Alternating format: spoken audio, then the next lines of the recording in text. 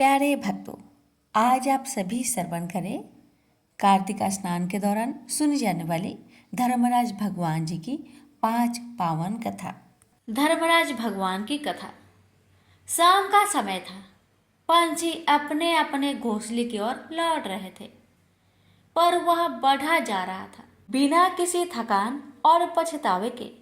उसे अपनी मंजिल तक पहुंचना ही था। यही उसके पिता की आज्ञा थी। उसका लक्ष्य था यमपुरी, वही यमपुरी जहां यमराज निवास करते थे। उसे यमराज से ही मिलना था। यही उसके पिता का आदेश था। लगातार 3 पहर तक चलने के बाद वह यमपुरी के द्वार पर जा पहुंचा। वहां पर 2 यमदूत पहरा दे रहे थे।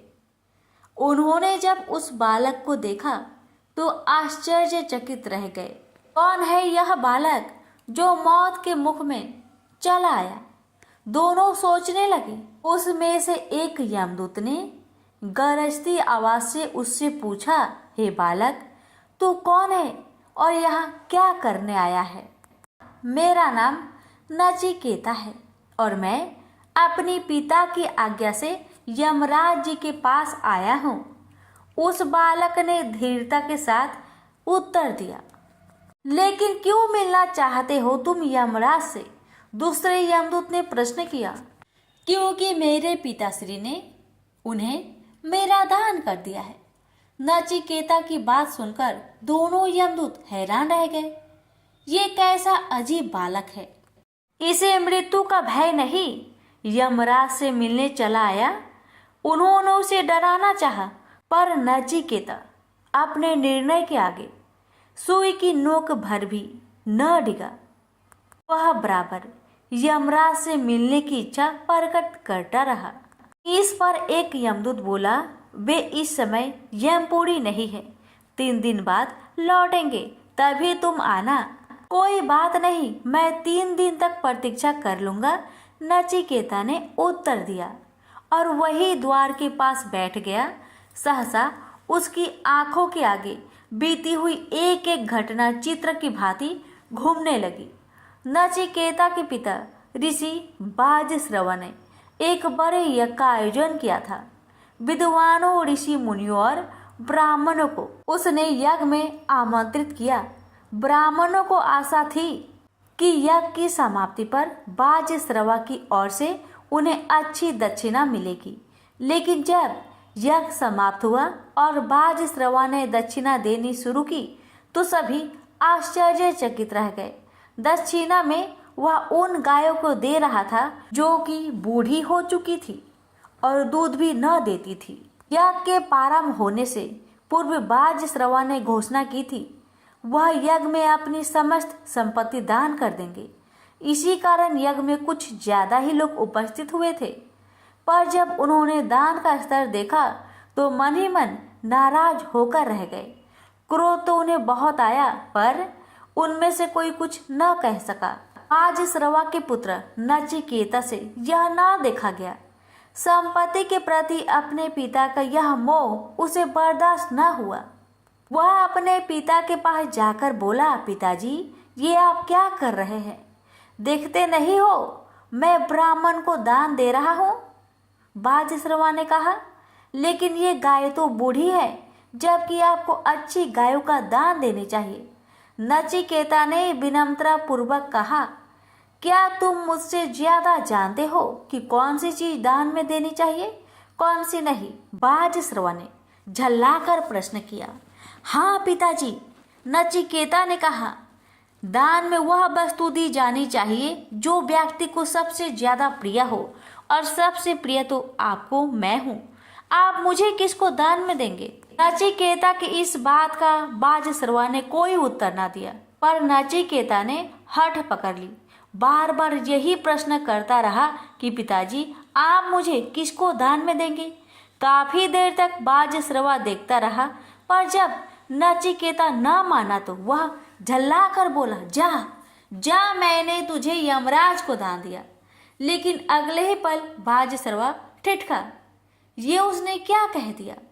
अपने इकलौते पुत्र को यमराज को दान में किया। पर अब क्या हो सकता था? नचिकेता भी ठहरा दृढ़ निश्चयी। वह कहाँ पीछे रहने वाला था। मैं आपकी आज्ञा का पालन करूंगा पिताजी, आप बिल्कुल चिंतित ना हो। आज श्रवा ने बहुत तरह समझाया पर नचिकेता न माना। उसने सभी परिजनों से अंतिम भेंट की और यमराज से मिलने के लिए चल पड़ा। जिसने भी यह सुना आश्चर्यचकित हुए बिना न रह सका। सभी उसके साहस की प्रशंसा करने लगे। यमपुरी के द्वार पर बैठा नचिकेता बीती बातें सोच रहा था। उसे इस बात का संतोष था कि वह पिता की आज्ञा का पालन कर रहा था। लगातार 3 दिन तक वह यमपुरी के बाहर बैठा यमराज की प्रतीक्षा करता रहा। तीसरे दिन जब यमराज आए तो वे नचिकेता को देखकर चौंके। जब उन्हें उसके बारे में मालूम हुआ तो वे भी आश्चर्यचकित रह गए। अंत में उन्होंने नचिकेता को अपने कक्ष में बुला भेजा। यमराज के कक्ष में पहुंचते ही नचिकेता ने उन्हें प्रणाम किया। उस समय उसके चेहरे पर अपूर्व तेज था। उसे देखकर यमराज बोले, वत्स, मैं तुम्हारी पितृ भक्ति और दृढ़ निश्चय से बहुत प्रसन्न हुआ। तुम मुझसे कोई भी 3 वर मांग सकते हो। यह सुनकर नचिकेता की प्रसन्नता की सीमा ना रही।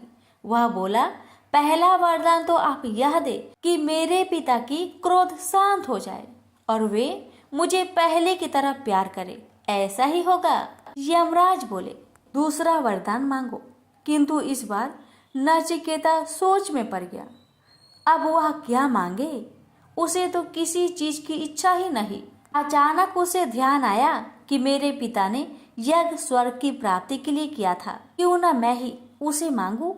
यह सोचकर वह बोला, मुझे स्वर्ग की प्राप्ति किस प्रकार हो सकती है।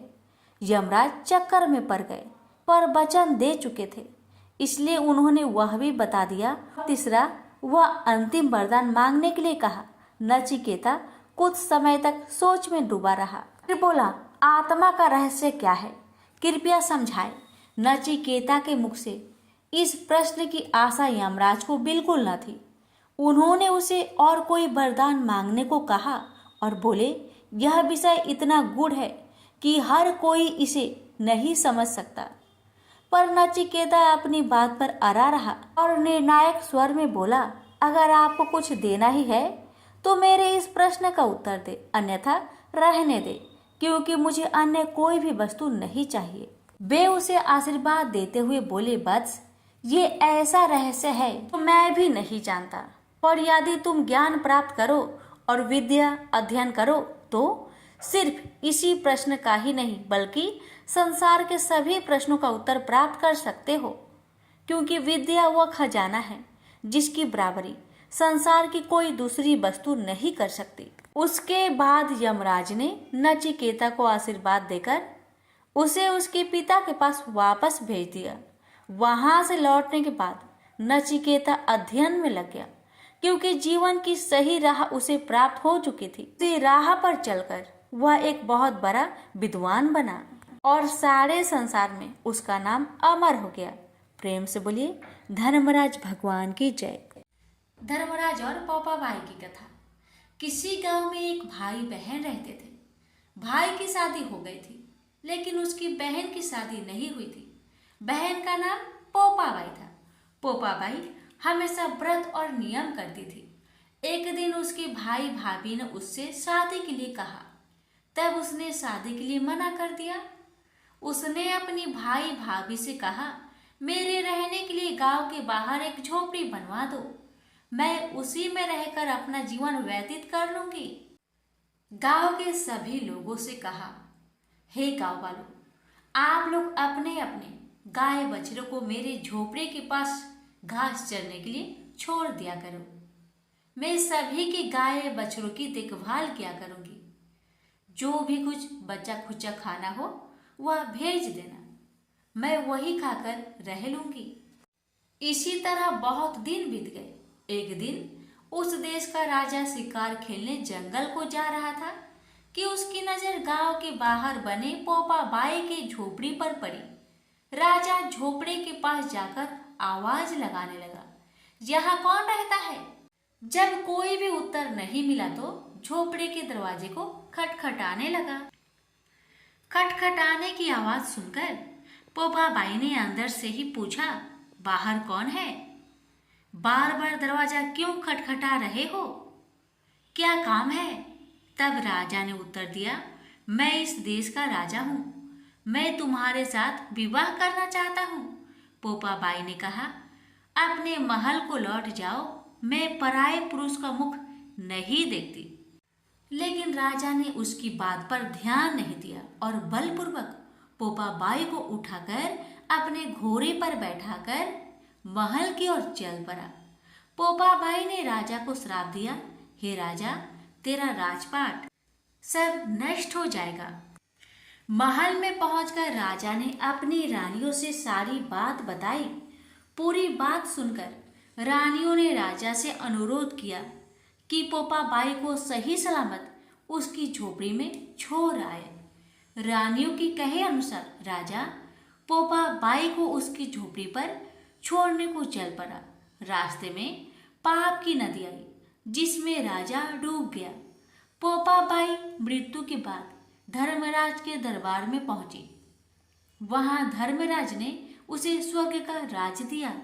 किसी गांव के एक सेठ सेठानी की मृत्यु हुई। वे दोनों मृत्यु लोक से स्वर्ग लोक को आए, लेकिन स्वर्ग का दरवाजा बंद पड़ा था। उन दोनों ने धर्मराज जी से स्वर्ग का द्वार खोलने के लिए विनती की। तब धर्मराज ने कहा, इस पर पोपा बाई का राज है। सेठ सेठानी ने कहा, हम पोपा बाई को नहीं जानते।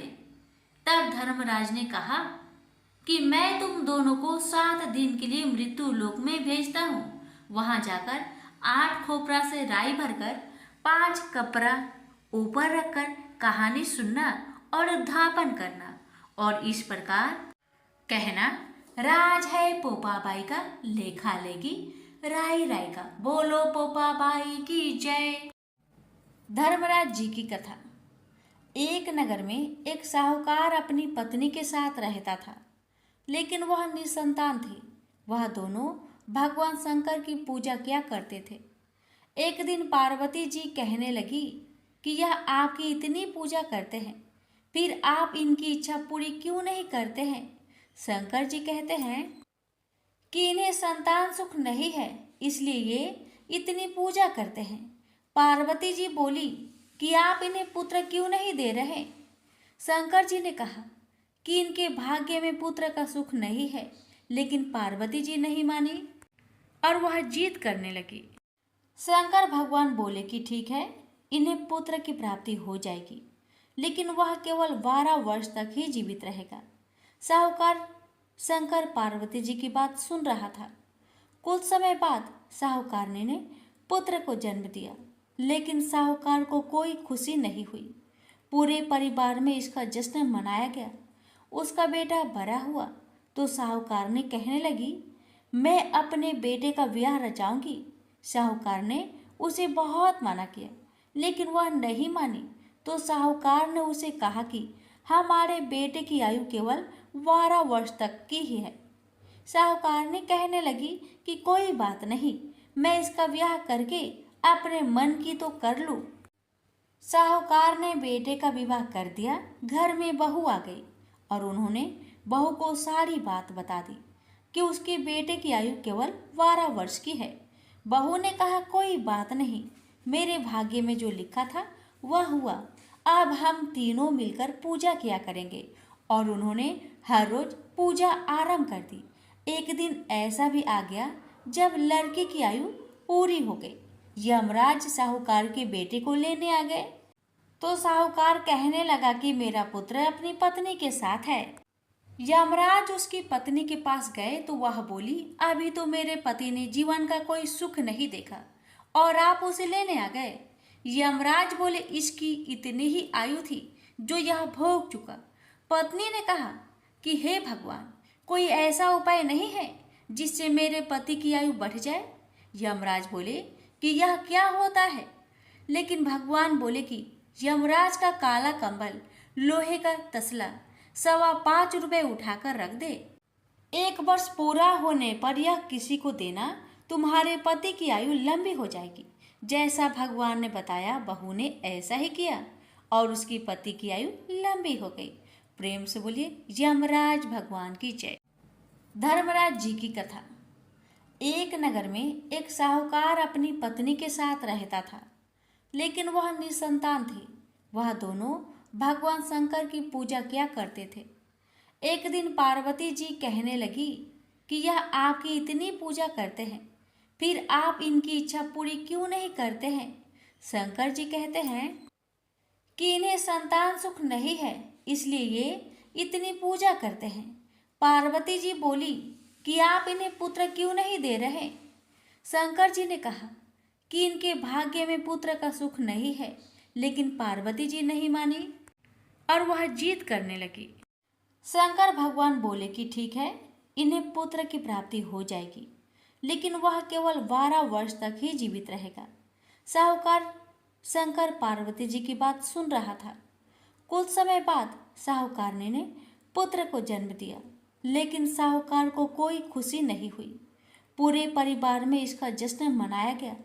उसका बेटा बड़ा हुआ तो साहूकार ने कहने लगी, मैं अपने बेटे का ब्याह रचाऊंगी। साहूकार ने उसे बहुत मना किया, लेकिन वह नहीं मानी। तो साहूकार ने उसे कहा कि हमारे बेटे की आयु केवल 12 वर्ष तक की ही है।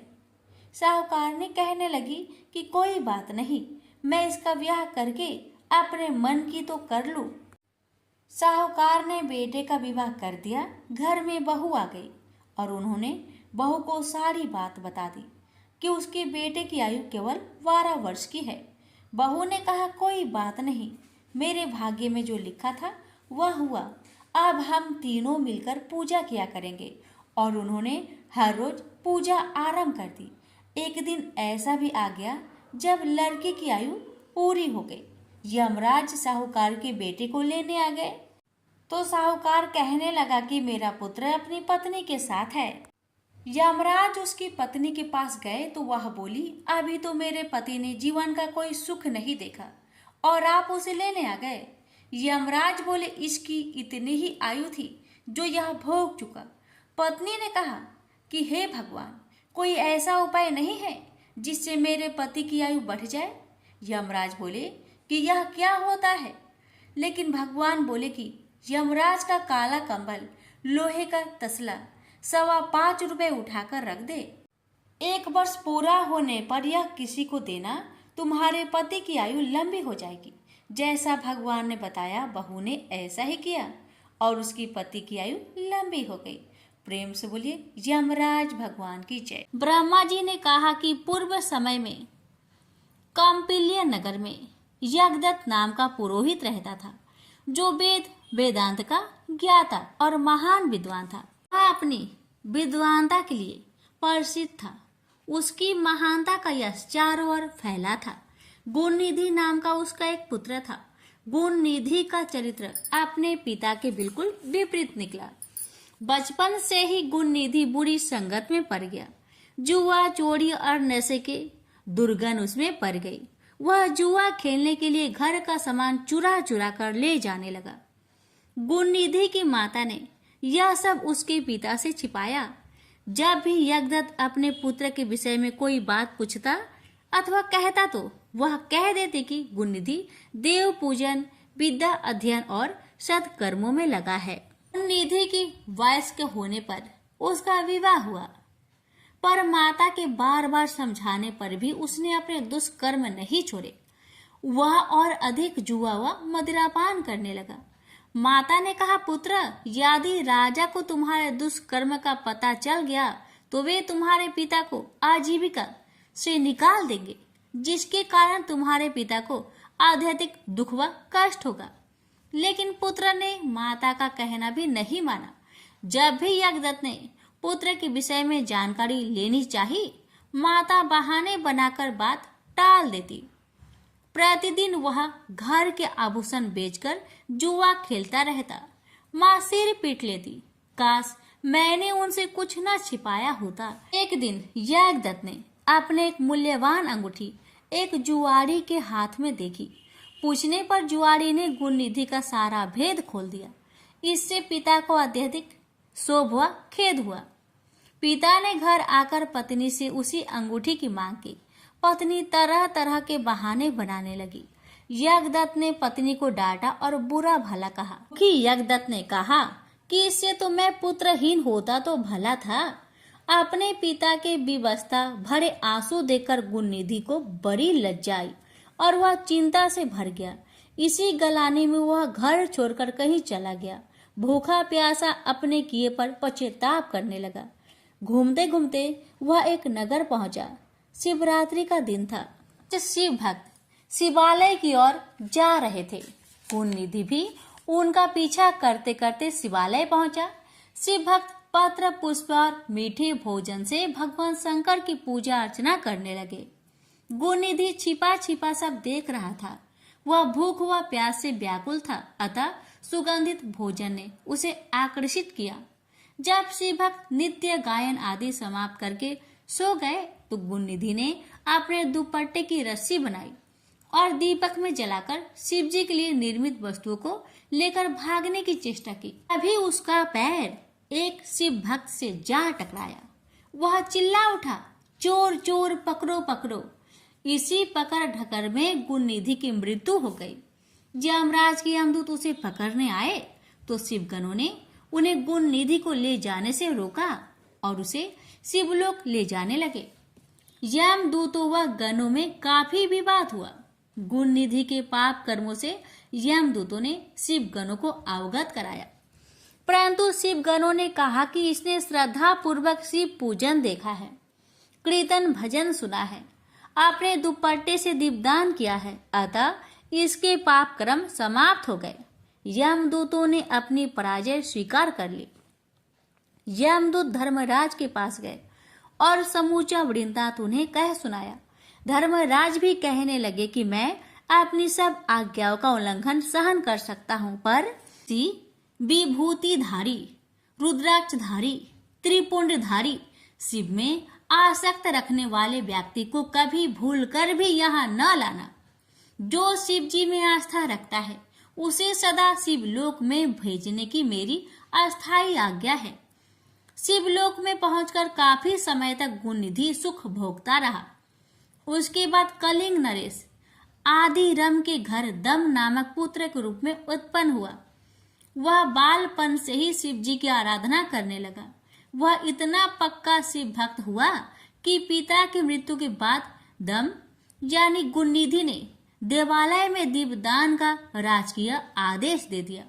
मृत्यु के उपरांत वही दम शिव जी की कृपा से अलका देश का शासक बना, जो पिछले जन्मों में गुणनिधि था। अलका प्रदेश का राजा बनने के बाद गुणनिधि निरंतर शिव जी की आराधना में लीन रहने लगा। उसने 11,000 वर्षों तक तप करके शिव जी को ऐसे प्रसन्न किया कि वे उसे देवी अंबिका सहित वरदान देने अलकापुरी आए। तब भगवान शिव ने ध्यान मग्न अपने भक्त गुणनिधि को आंखें खोलने के लिए कहा। गुणनिधि ने अपने नेत्र खोलकर भगवान शंकर व माता पार्वती के दर्शन किए। भगवती उमा के अनुपम रूप, सौंदर्य और सौभाग्य को देखकर गुणनिधि को विस्मय हुआ। उसकी कुदृष्टि माता पर पड़ी।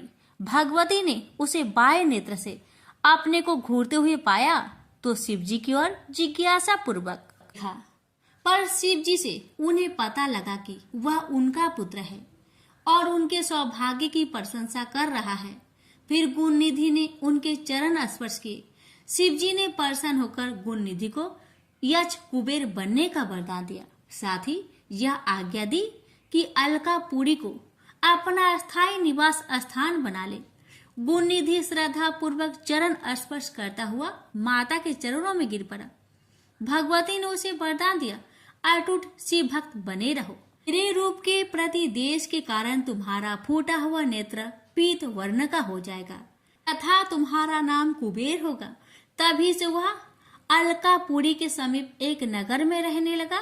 उस नगर का निर्माण विश्वकर्मा ने किया था। शिल्पकार विश्वकर्मा ने कैलाश पर्वत पर भी एक सुंदर सुविधाजनक रहने का स्थान बनाया, जहां आकर शंकर जी आत्मस्थ होकर योगलीन हो जाते हैं। कथा, एक ब्राह्मण थी जो कि मरकर धर्मराज जी भगवान के घर गई। वहां जाकर उसने कहा, मुझे धर्मराज जी के मंदिर की रास्ता बता दो, मुझे जाना है। स्वर्ग से एक दूत आए और बोले, ब्राह्मणी आपको क्या चाहिए? तब ब्राह्मणी बोली, मुझे धर्मराज भगवान के मंदिर की रास्ता बता दो। इतना कहकर आगे आगे दूत और पीछे पीछे ब्राह्मणी मंदिर तक गई। ब्राह्मणी बहुत धार्मिक महिला थी। उसने बहुत दान पुण्य कर रखे थे।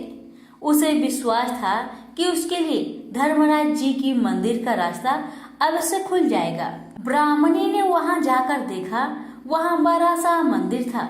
सोने का सिंहासन था, हीरे मोती से जटित छतरी थी। धर्मराज जी न्याय सभा में बैठे साक्षात इंद्र के समान शोभा पा रहे थे और न्याय नीति से अपना राज्य संभाल रहे थे।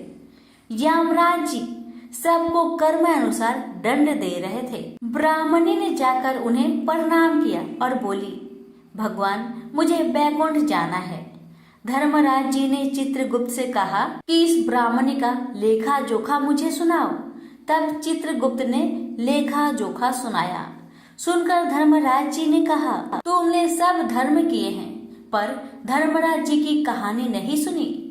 बैकुंठ में तुम कैसे जाएगी? ब्राह्मणी बोली, हे भगवान, धर्मराज जी की कहानी का क्या नियम है, कृपा करके आप मुझे बताए। तब धर्मराज जी बोले, कोई 1 साल, कोई 6 महीने, कोई 7 दिन ही सुने, पर धर्मराज जी की कहानी अवश्य सुने, फिर उसका उद्यापन कर दे। उद्यापन में काठी, छतरी, चप्पल, बाल्टी, रस्सी, टोकरी, टॉर्च, साड़ी, ब्लाउज का बेस, लूटी में शक्कर भरकर, 5 बर्तन, 6 मोती, 6 मूंगा, यमराज जी की लोहे की मूर्ति, धर्मराज जी की सोने की मूर्ति, चांदी का चांद, सोने का सूरज, चांदी का साठिया ब्राह्मण को दान करे।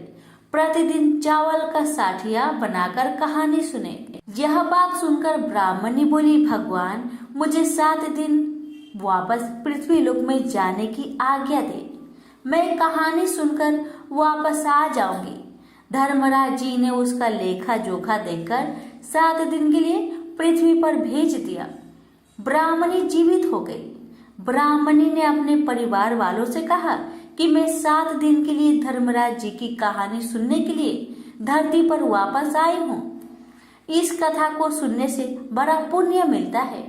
उसने चावल का साथिया बनाकर परिवार के साथ 7 दिन तक धर्मराज जी की कथा सुनी। 7 दिन पूरे होने पर वापस धर्मराज जी का बुलावा आया और ब्राह्मणी को बैकुंठ में श्री हरि की चरणों में स्थान मिला। प्रेम से बोलिए धर्मराज भगवान की जय।